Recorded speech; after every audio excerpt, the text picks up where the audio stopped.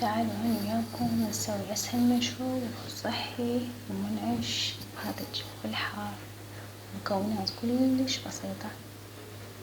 هلا بنات، شلونكم؟ شو أخباركم؟ يا رب تكونوا بخير وصحة وعافية.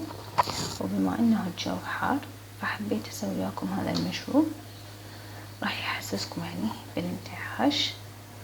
وعندي هنا عصرتان ليمونة، وهنا عندي شرائح مال ليمون ونعناع، وعندي زنجبيل. هذا أهم شي لأنه نشك خمول، يعني نحس دائما بهيجي حرارة وهاي.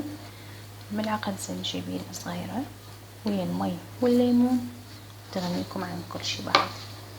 وهنا عندي هاي أنا محضرتها، ننزل الليمون والشرائح مال الليمون،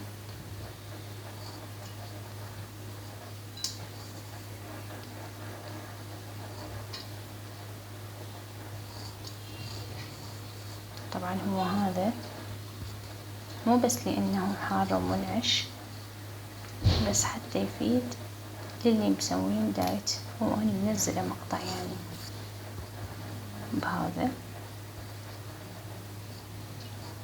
هسه هنا راح انزل الثلج، ما انزل لكم هيج خلاص، واحدة واحدة احسن.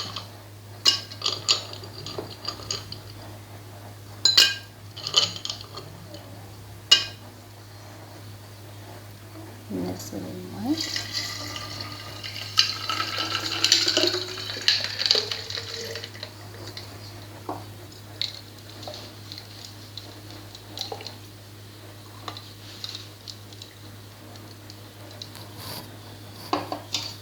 وهسه راح انزل زنجبيل.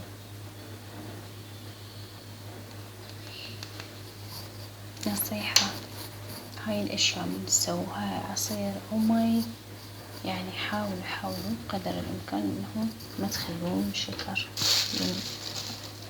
يعني تخربون الاول بالتالي. خلوكم هيجي طول لا شكر لا هاي الاشياء، حتى تحصلون على شي صحي ومفيد لجسمكم، احسن مما تحصلون على شي بمضر لكم يعني. المهم هذا المي صار عندي جاهز، او مشروب سموه بكيفكم، وان شاء الله يعجبكم وينال رضاكم. ولا تنسون اللايك والمتابعة والمشاركة. انتظروني مقطع جديد. مع السلامة.